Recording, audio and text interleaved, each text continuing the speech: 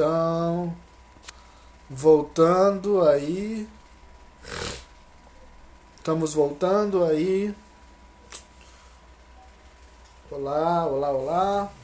Oi, gente. Vamos voltar. Voltando aí. Vou chamar o Adir agora. Desculpa que a live só tem uma duração limitada. A gente vai terminar agora essa parte da representatividade e abrir para as perguntas. Então, pensem aí que querem perguntar e coloquem aí, escrevam, participem. E eu vou chamar o Adir agora.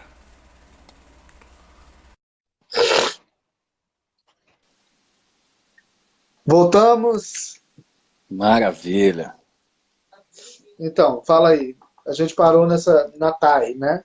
É, Deusa Thay. foi uma deusa, né? E para mim foi um prazer gigantesco fazer música com ela, pelo menos um pouquinho, né? A gente sempre a gente fez uma turnê antes desse concerto. Tinha tocado 2 concertos na Inglaterra e 2 concertos na Alemanha. E sempre nos aeroportos a gente estava sempre conversando e um amor de pessoa, um amor de pessoa. Aí teve a Thay, foi uma desses ídolos recentes, para mim também, né? Eu ainda não a conheci pessoalmente, Uhum. mas sou um fã incondicional do trabalho. E, assim, para mim também, é uma das pessoas também que vai participar da série, mais pro final dessa nossa série, Uhum. foi meu professor durante a graduação, né? O professor Carlos Aleixo. Ah, Carlos Aleixo. O Carlos foi também uma figura assim que falou assim, foi o primeiro que falou assim, então, deixa eu te contar uma coisa que não te conta. Como é que vai ser daqui para frente? Não, E ele me ajudou muito. eu sou muito grato, velho, assim, a tudo e a figura dele, né? Só dele ser professor, doutor de uma universidade foda, que é a UFMG, é uma universidade Negro. reconhecida. Agora ele é vice-diretor do Ah, departamento é? da escola. Oh, que maravilha. Pois é. Então é uma figura aí bem representativa assim que me incentivou muito assim durante me dava esse drive que você me conheceu nessa época. Eu era muito no drive de tocar, de fazer, de querer, de competir, de não sei o quê. Eu era meio ligado aí. O Carlos me ajudou indiretamente.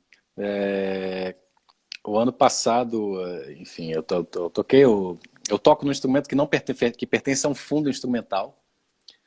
E para esse concurso eu precisava tocar, enfim, peça de livre escolha, e eu queria tocar o concerto do Radamés em Atali. E porque desde que eu vim embora, assim, eu decidi que queria tocar música brasileira, assim, dedicar grande parte do meu tempo à música brasileira. Então eu propus para a audição desse fundo instrumental, eu toquei um programa 100% brasileiro, tirando o Stamitz, que era uma peça obrigatória. Obrigatório. É, venci, venci, e foi o Carlos quem me passou as partes de piano. Então ele me ajudou direto, mandou umas palavras de incentivo, assim, eu estava meio... E engraçado, meu professor, ele é meio que negro também, ele é pardo, assim, ele não é branco, não. Mas não sei, eu acho que ele não faz ideia, não tem, enfim, nesse nível de discussão que a gente tem sobre negritude, sobre Aham. representatividade, para ele eu acho que é um mundo relativamente diferente.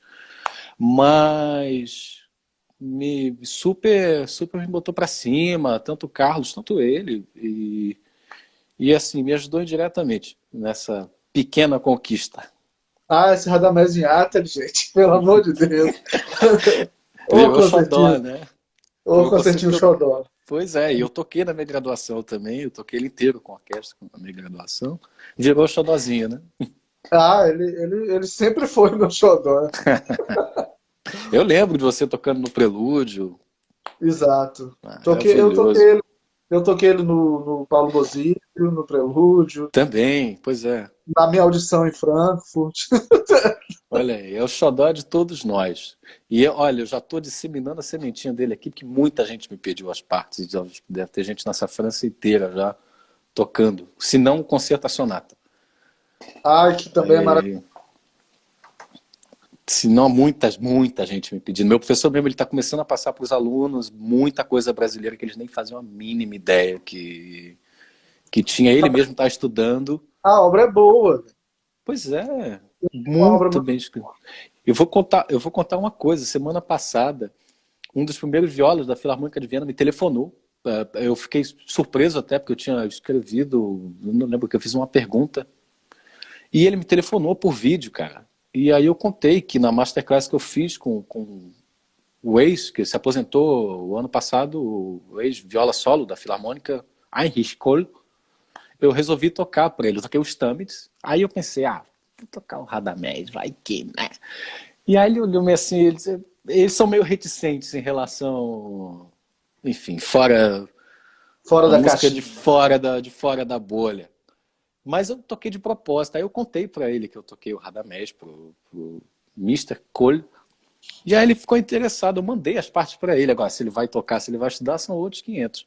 Mas enfim, eu mandei.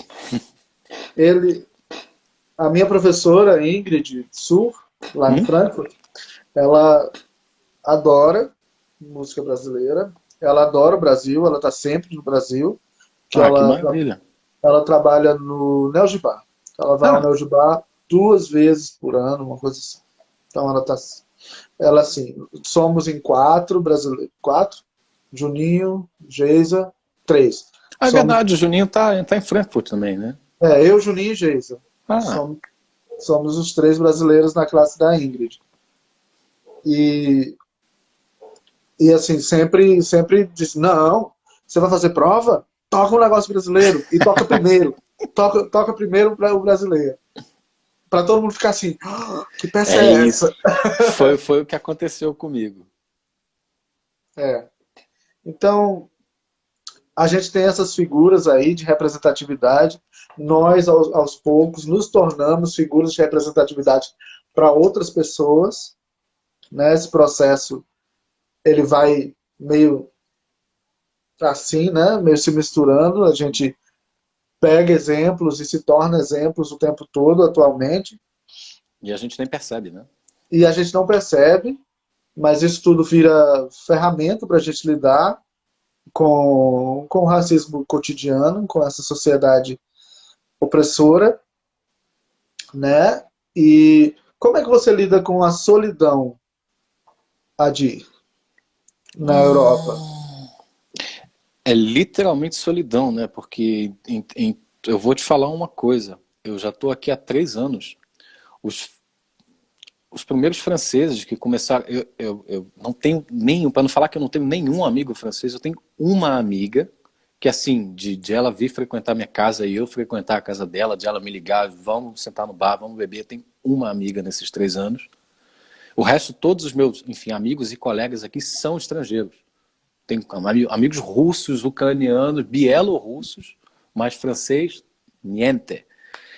E, cara, não sei, assim, por um lado eu acho que por um tempo eu busquei um pouco a solidão, não sei porquê, para parar, refletir um pouco. Eu falava muita besteira, fazia, causava uma certa confusão, era meio rebelde, digamos assim. E eu meio que acho que busquei um pouco isso para parar e refletir um pouco mais, enfim, na vida. Acho que deu certo. Mas tem horas que não machuca, mas assim, é um pouco difícil.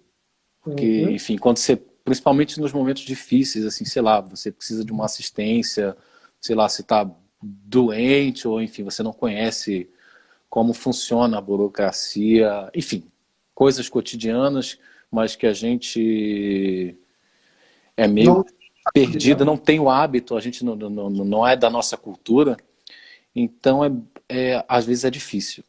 Eu queria pegar um gancho dessa coisa que você falou, da rebeldia e de falar coisas, né? Eu estava pensando, eu estava refletindo, assim como você, né? Esses dias, sobre as formas que a gente tem de lidar com essa opressão diária do nosso sistema, da nossa sociedade, Uhum. né? Uma delas é ficar isolado e deprimido, e outra que é a que eu tenho que lidar sempre é a raiva, né? A gente lida com essas opressões e aí vem uma raiva e você não sabe de onde é e contra quem é, porque não é contra ninguém. Você também não pode, você não vai sair dando taco de beisebol nas pessoas que você encontrar pela Dá frente, vontade, mas... mas é muita raiva, né? Muito, um sentimento muito forte de impotência e tudo isso vai meio que consumindo a gente. E eu acho que também podia ser uma forma de lidar com esse sistema, mesmo que de forma inconsciente. Pois é, para mim, o escape foi meio que a solidão, assim. Acho que eu teve muitos momentos, assim, que eu dividi apartamento com colegas, com amigos, e tinha determinados momentos que, cara, me trancava, fechava tudo, cortina, janela, apagava a luz, ficava literalmente tudo escuro, e ficava olhando para o nada, assim, sentado. Muitas vezes eu busquei. Mas, assim, conforme o tempo vai passando, né, a gente vai ficando um pouquinho mais velho e vai passando e atravessando coisas e situações e pessoas. Então a gente vai ficando meio difícil, né? Fica buscar a solidão, assim. Pois é. Ah, eu acho que essa coisa nossa, né, a nossa masculinidade negra, ela foi construída de uma forma não por nós, né? Ela nos foi imposta. E aí a gente tem que lidar com essas demandas que nos foram impostas e é muito complicado. A gente não aprendeu a se abrir, a gente não aprendeu a pedir ajuda, a gente não aprendeu a ser frágil, a gente não aprendeu a chorar. É isso. Não, chorar eu aprendi bem, assim. Choro Bom, bastante. Ultimamente nem tanto, mas choro bastante. Mas assim, a gente cresce com uma responsabilidade muito grande. É aquilo que provavelmente você já ouviu também, não sei, talvez, se não dos seus pais, dos seus avós, é que a gente, enquanto negro, a gente precisa trabalhar dobrado para poder, assim, mostrar uma coisinha só. Um pouquinho a gente precisa trabalhar dobrado. Então é uma responsabilidade enorme, né? E a gente não se dá conta do peso que isso tem também. pesa. Para mim, o que pesa, assim, nessa situação de morar 5 anos já na Alemanha, tem dia que realmente eu não quero sair do meu quarto pelo simples fato de eu não querer ser encarado de uma forma diferente na rua. Uhum.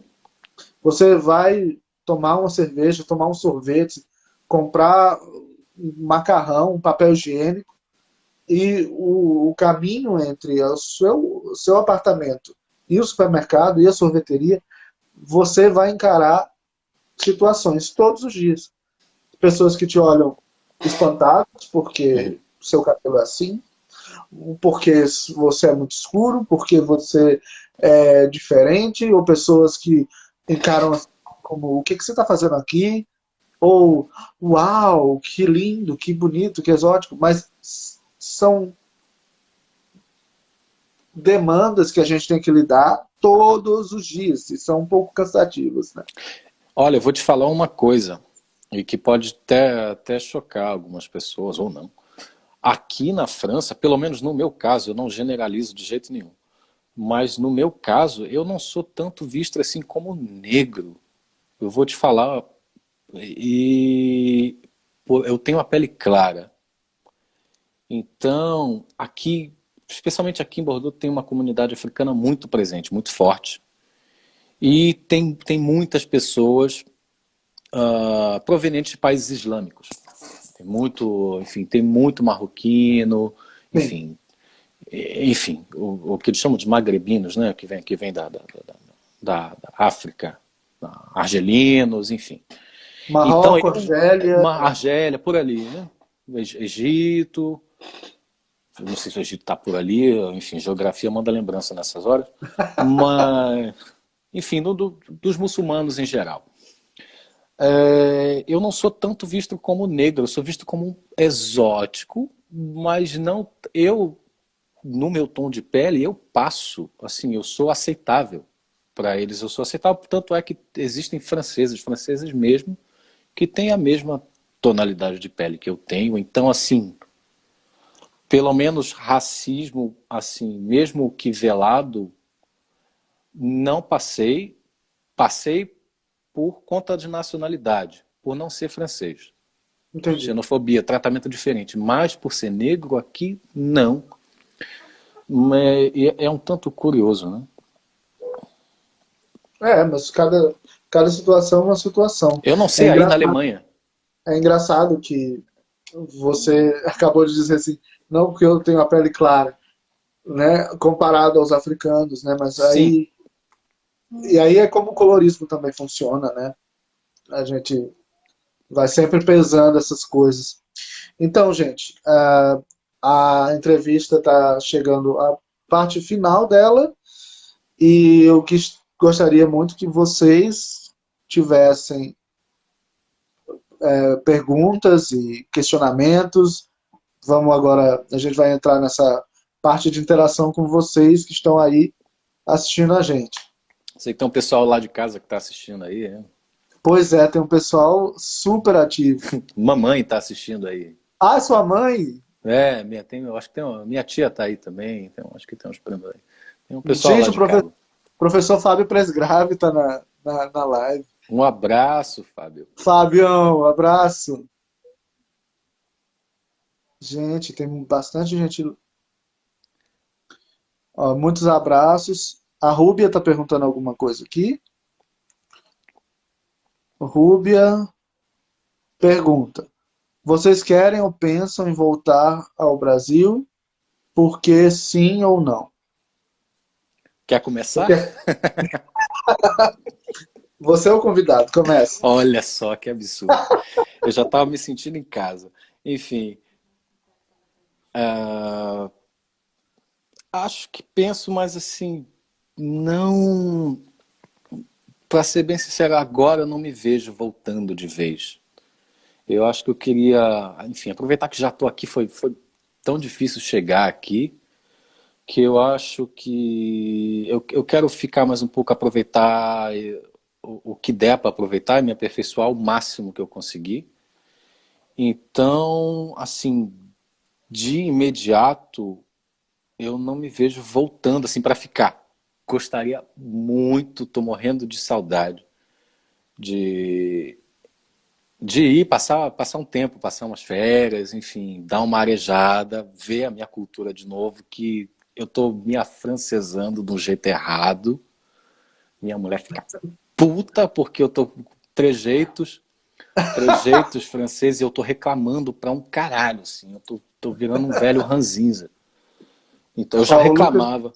o Lucas está dizendo, o Lucas Azevedo, volta só quando eliminarmos o fascismo do Brasil. Puta, bicho, só depois da Revolução Brasileira, mas isso aí é uma outra conversa. A gente vai derrubar o fascismo. Não dá para derrubar o fascismo escrevendo nota de repúdio, nem soltando pomba na praia. Desculpa. Eu estou numa guinada mais revolucionária. Não, A não dá gente está. mais. Não dá mais. Hoje é aniversário de Malcolm X, Malcolm inclusive. X, pois é, você citou Malcolm X no começo, é super importante frisar. E assim, não dá para combater o fascismo. Essa gente que tem um acampamento paramilitar em Brasília com pessoas armadas, com treinamento militar, policiais fazendo gestos, enfim, que eu não quero nem falar aqui, com o dito presidente da República. Então, eu só acredito que a gente só vai derrubar o fascismo com uma baita de uma revolução.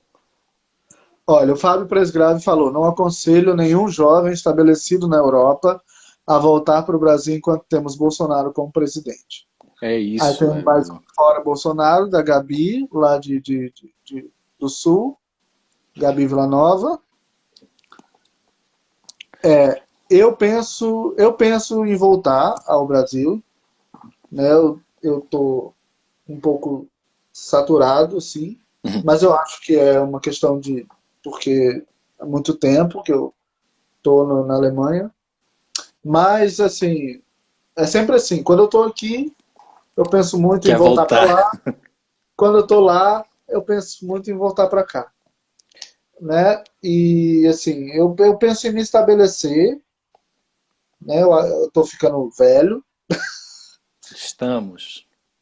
e eu penso em me estabelecer. Eu cansei um pouco da dureza da vida estudantil. Eu É quero uma ter, merda. eu quero ter minha casa, eu quero comprar um vaso de planta, quero, É sabe, vida de comprar uma frigideira decente, né? Antiderrapante. comprar uma frigideira antiderrapante, uma Prioridade, cadeira né? de balanço. Nossa, eu quero uma Pô. cadeira de balanço. Cara, eu fico morro de inveja em quem tem quintal e tem rede. Eu morro de saudade de deitar numa bosta de uma rede, cara. Você não faz ideia do quanto eu sinto saudade de deitar numa rede. Então, Puta de- eu tô nessa fase, assim. Eu tô estabelecendo o meu nome. Eu tô muito grato a essa situação, não essa, né, do corona, mas esse tempo de agora, de uns tempos para cá, Ai, que desculpa, eu desculpa, eu tenho vou te cortar. Eu falei conta. antiderrapante, uma panela antiaderente. Você vê que eu tô ficando ruim. Desculpa, continua.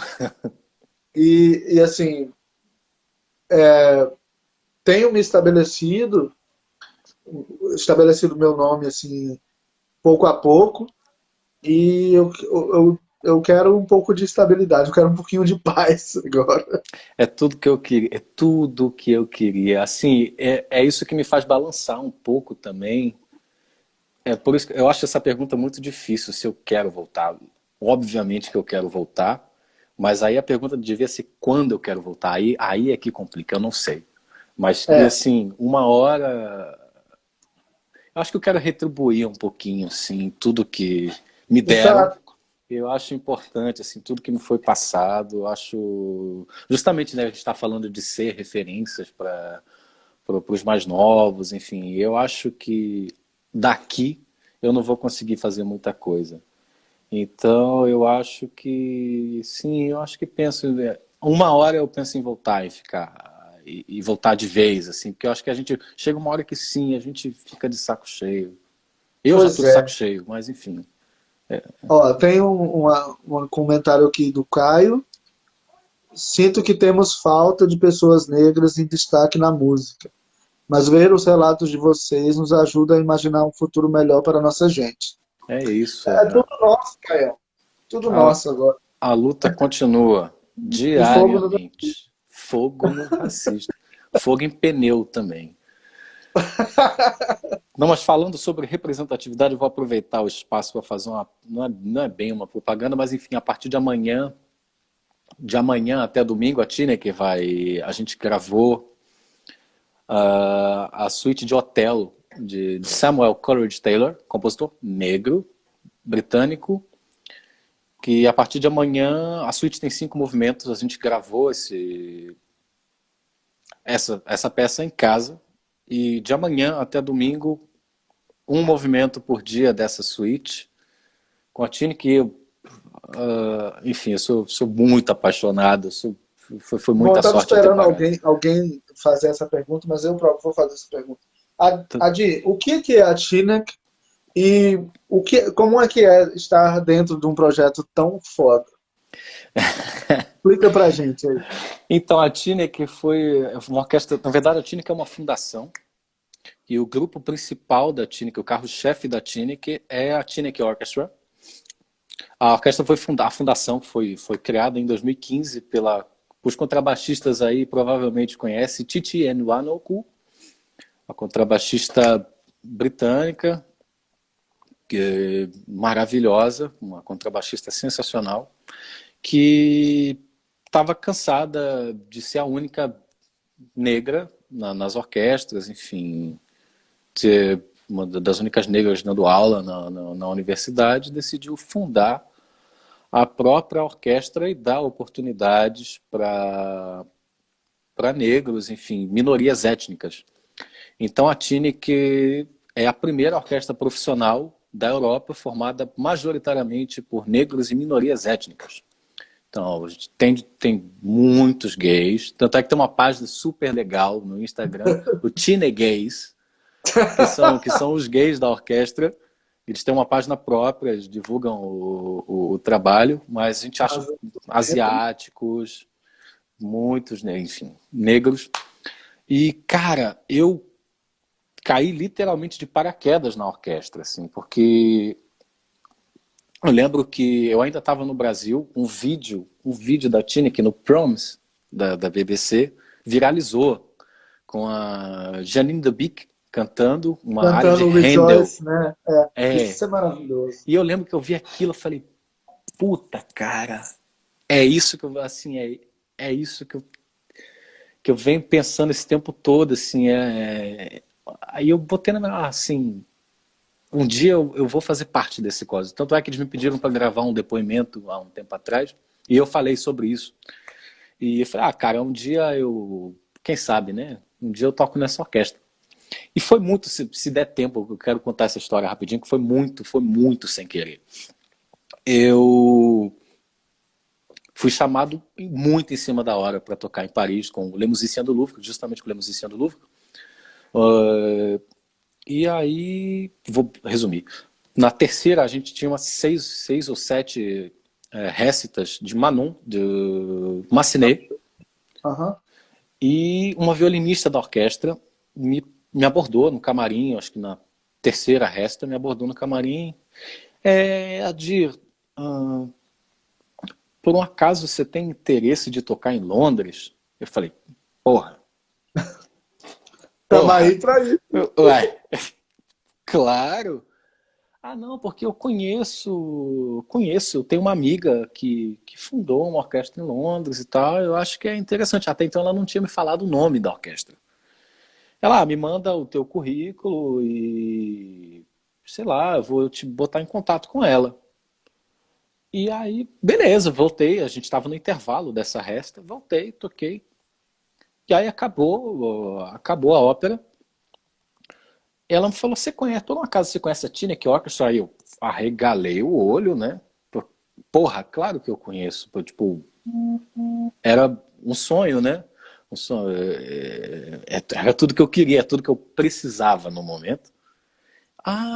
Então, é porque eu sou muito amiga da fundadora da orquestra e foi para ela que eu escrevi.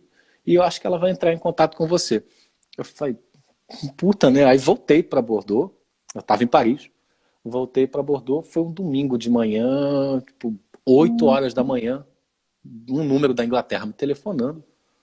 E aí eu atendi. Era a Tite me chamando. Eles tinham uma turnê pelo Reino Unido no dia seguinte, na segunda-feira, com o Stuart Goodyear, pianista, fantástico. E olha só, de seguinte, prazer. Pega o avião agora. Não, foi isso, assim. Eu preciso que você venha para Londres, tipo, o mais rápido possível, de preferência antes das 6 da tarde, porque é quando o ensaio da orquestra acaba. Porque amanhã a gente começa uma turnê pelo Reino Unido e o violista que estava escalado, ele não vai poder mais fazer. Eu preciso de você aqui. E aí eu, no desespero, né, acordei minha mulher procurando a agenda. Eu falei, posso olhar a minha agenda e, enfim, te dou um retorno logo. Desliguei o telefone, olhei a agenda, tinha um concerto de música de câmara na sexta-feira e a turnê ia até o domingo seguinte. Então eu liguei, eu falei, puta, vou recusar. Eu liguei, tipo, desculpa, assim, não vou poder aceitar porque eu tenho um concerto na sexta-feira. E, assim, um concerto de música de câmara que já está agendado há um tempo. Desculpa, não vou poder. E aí desliguei o telefone triste, assim, muito triste. Assim, Eu falei, né? puta, Coração. recusei o trampo dos meus sonhos. E aí, tipo, aí a gente passa, né? Tipo, cara, eles nunca mais vão me chamar. E passou, chegou no dia do concerto, a gente ia até tocar o primeiro quarteto do Villa-Lobos. a primeira violinista do quarteto simplesmente não apareceu no concerto. Assim, não deu, não falou nada, não apareceu. Meu, E aí, resumindo, eu perdi a turnê, não toquei o Deus. concerto. E aí, por sorte, um pouco tempo depois ela me ligou, olha só, primeira turnê europeia da orquestra, quero muito que você venha, não quero, dessa vez você não tem desculpa para recusar. E aí eu nem esperei ela terminar de falar, sim, top, Aceito.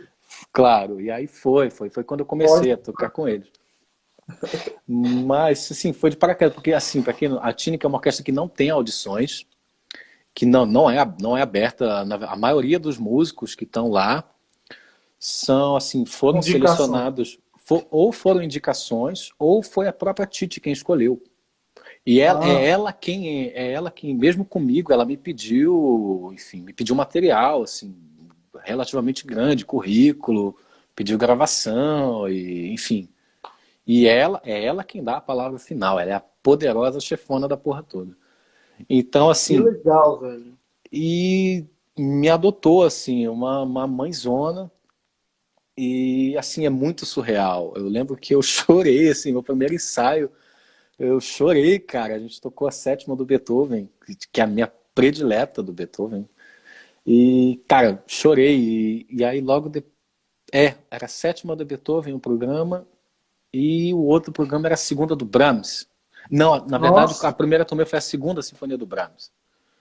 E o concerto para violino de Coleridge Taylor, com Helena Urioste, que está fazendo uma série de vídeos muito legais, o Ure Post Jukebox. Todo dia ela está fazendo medley de músicas com o marido, violino e piano. Concerto lindíssimo, tem uma história super curiosa, eu vou contar rapidinho também. Dizem que as partituras do concerto foram perdidas, estavam no Titanic, indo para os Estados Unidos para a estreia mundial.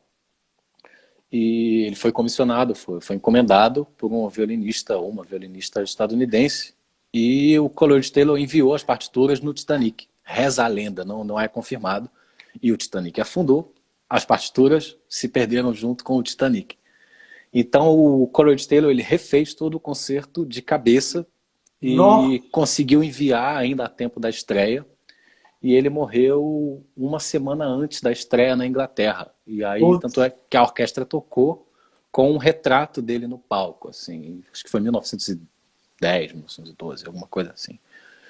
Mas é isso, assim, foi a segunda do Brahms eu chorei, o segundo movimento eu chorei. Se o Léo Semensato tá aí, se ele ele foi estiver te por aí, assistir. foi me assistir. Ele é Perdeu o trem na tes- volta, foi pois uma é, confusão. Ó, testemunha, eu chorei todos os concertos da turnê. a gente vai fazer aqui As as últimas perguntas. perguntas. Como era a relação de vocês do repertório nacional quando estudavam no Brasil? Particularmente, sinto falta de um contato mais profundo com a música de orquestra brasileira. Joel do Cello. Joel Loncello. Eu não sei quem ele é, mas gostei da pergunta. Eu E a também. pergunta da Gabi Villanova. Quando teremos uma orquestra como a Tineke no Brasil? É, vamos lá. Então, vamos lá. Música brasileira no Brasil. Eu, para falar a verdade, eu quase não tive contato nenhum com música brasileira no Brasil. Pá, música sinfônica, menos ainda. Toquei pouquíssimas coisas. E as poucas coisas que a gente toca são aquelas mesmas coisas batidas, né? As Baquianas 4 do Villa-Lobos. Enfim, às vezes uma Baquiana 7. Mas tirando isso, foram raras vezes que eu toquei assim coisas brasileiras. Eu assim, com música brasileira mesmo, o meu primeiro contato foi quando eu estava na faculdade no Espírito Santo, e na época a minha professora que foi aluna do Carlos, Luciana Rodrigues, fez a graduação com o Carlos lá. Ela me deu a sonata do Camargo Guarnieri para estudar. Muito legal essa Pois sonata. é. E aí foi assim, de música, do repertório para viola, eu acho que foi o primeiro contato que eu tive assim. E depois o meu interesse maior surgiu quando eu vim para cá, quando eu vim embora, muito maior. Tanto é que, enfim, eu já tinha mencionado, grande parte do meu tempo eu dedico para obras brasileiras, tanto é que eu estou terminando de estudar o concerto do Cláudio Santoro. Ano passado foi o centenário do Santoro, né? E acho importante. Então, veio o interesse. Mas, assim, música sinfônica, sei lá, toquei uma ou duas vezes algumas peças do Leopoldo Miguel. Aham. Toquei uma peça do Guilherme Ripper. Eu acho que eu posso nomear assim, as coisas que eu toquei. Toquei a abertura festiva do Camargo Guarnieri em Heliópolis. Eu acho que basicamente isso, assim, de que eu me lembro, nem concertos assim brasileiros, Eu acho que não. nesse caso, a minha vivência é bem diferente. Quando eu estava aqui na Paraíba, na Orquestra Jovem, né, na época, a Orquestra Jovem da Paraíba fazia quase só música brasileira. O que eu acho ótimo. Quase todas as sinfonias, suítes de Ernest Mali, a gente tem aqui o Duda, o José Siqueira. A gente fez muita coisa do José Siqueira, meu Deus do céu. Nunca toquei nada do Zé Siqueira, ele tem um concerto para viola Inclusive, muito legal. inclusive, ano passado eu toquei aqui em setembro com a orquestra aqui da Paraíba o concertino dele para viola. Pois é, o A concerto é gente lindo. gravou para o documentário da vida dele, né? Vai sair ano que vem. Uhum. E aí vocês vão poder ver o lá tocando. E eu sempre dediquei bastante parte da minha graduação mesmo à música brasileira. O Carlos sempre fez. Eu acho que só meus semestres de recital não tinha música brasileira dentro do programa. Uhum. Mas eu fiz Melo Ritmias, Alegro, Apaixonato Cantata e Cantilena do Oswaldo Do Oswaldo Lacerda, Lacerda. fiz o Radamés em Atos, Desafio do Marlos Nobre, essas coisas que todo mundo faz, mas fiz bastante música brasileira e o meu trabalho no mestrado é o registro de obras concertantes para viola, obras brasileiras concertantes dentro de um espaço de tempo, Uhum. né, do século 20 e 21. Aí eu estou registrando Nhatali, José Siqueira, Nhatali, José Siqueira, Brasiliana do Dino Krieger, que Sim. toquei esse ano, e Choro do Camargo Guarnieri. o Choro do Camargo Guarnieri, exatamente. Esse é o trabalho. Não é, eu particularmente, eu corro assim das peças que eu não tenho o mínimo interesse, porque as pessoas tocam, dizem que o repertório de viola, eu digo É no muito geral, pequeno. é muito pequeno, mas não é, o repertório de viola é gigantesco. E assim, muita coisa, e assim, eu não me interesso nem um pouco pelas obras ditas tradicionais, eu não tenho o mínimo interesse de estudar. E assim, estudo acho que infelizmente entre aspas, né?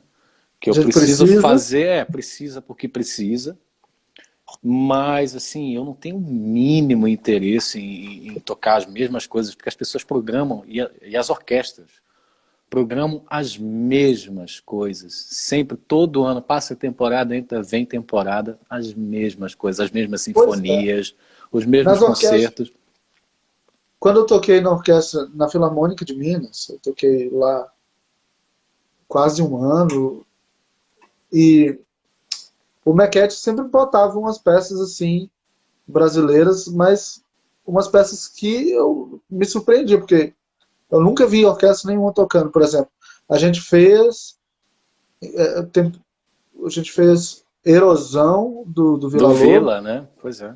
a gente fez o Choros 8 para dois Para dois pianos. pianos, super complexo. Putz, que eu ficava assim, eu só entendi aquela música no ensaio geral. É extremamente Deu, rítmico, eu adoro o show, adoro o show. deu no ensaio geral, eu falei assim, então é isso! Mas eu sei que assim, na época, enfim, na época do Nashville, na OSESP, eles gravaram todas as sinfonias do Camargo Guarnieri, as obras de câmara e tudo mais, Almeida Prado, Sim.